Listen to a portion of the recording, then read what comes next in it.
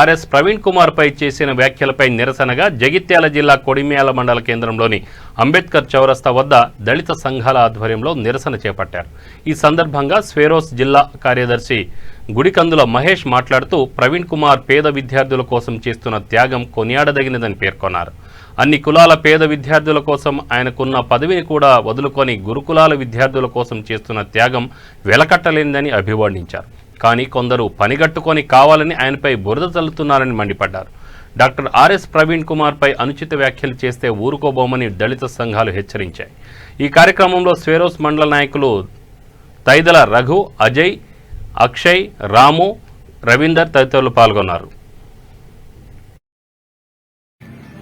మార్చి 15 తేదీన పెద్దపల్లి జిల్లాలో ధూళిగడ్డ గ్రామంలో భీమ్ దీక్ష చేసిన సమయంలో అక్కడ బౌద్ధ మతం స్వీకరించినటువంటి కుటుంబాలు వాళ్ళ బౌద్ధ ధర్మాన్ని వాళ్ళ కుటుంబీకులకు బోధిస్తున్న తరుణంలో వాళ్ళు చేసినటువంటి వ్యాఖ్యలను ఈరోజు మనువాదులు, బీజేపీ నాయకులు వక్రీకరించి డాక్టర్ ఆర్ఎస్ ప్రవీణ్ కుమార్ దాన్ని దగ్గరుండి చేయిస్తున్నారని ఈరోజు సోషల్ మీడియాలో కానీ ఫేస్బుక్, వాట్సాప్, టీవీలలో అసత్య ప్రచారాలు జరుగుతున్నాయి.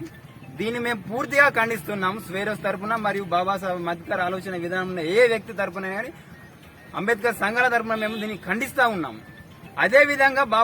అదేవిధంగా ఆర్ఎస్ ప్రవీణ్ కుమార్ గారి పైన అనుచిత వ్యాఖ్యలు కూడా చేస్తున్నారు. ఖబర్దార్ బిడ్డల్లారా, ఈరోజు స్వేరోయిజం అనేది ఎవరైతే అణగారిన వర్గాలు ఉన్నారో, ఎవరైతే చదువులకు దూరం ఉన్నారో, ఎవరైతే ఊరికి బయట ఉన్నారో, ఎవరైతే కూడుకు ఇలా గుడ్డకు దూరంగా ఉన్నారో ఆ జాతి బిడ్డలు ఇలా నాణ్యమైన విద్యను, నాణ్యమైన ఆహారాన్ని గురుకులాల్లో స్వీకరిస్తున్నారు. మరి అలాంటి విద్యను మేము నేర్చుకోవడము మీకు అవమానంగా ఉందా? ఎందుకు మీకు అది మింగుపడడం లేదు? మా బిడ్డలు నాణ్యమైన ఆహారాన్ని తింటే మీరు ఎందుకు దాన్ని ఓర్చుకోలేకపోతున్నారు? ఇంకా ఎన్ని నాళ్ళు మేము ఈ రోజు ఊరు బయట ఉండాలి? ఇంకా ఎన్ని నాళ్ళు మేము చదువులకు దూరంగా ఉండాలి? ఇంకా ఎన్ని నాళ్ళు మేము ఈ ఆర్థిక వ్యవస్థ కానీ దూరంగా ఉండాలని మేము ప్రశ్నిస్తా ఉన్నాము. ఎందుకు మీకు ఇంకా మింగుపడడం లేదు?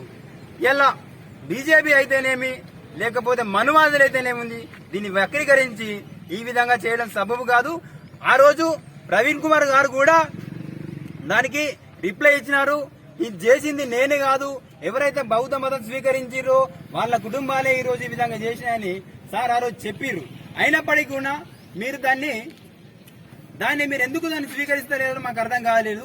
ఇప్పుడు మీరు ఆర్ఎస్ ప్రవీణ్ కుమార్ గారి పైన ఇలాంటి అనుచిత వ్యాఖ్యలు చేసినట్లయితే మేము దేనికైనా రెడీ.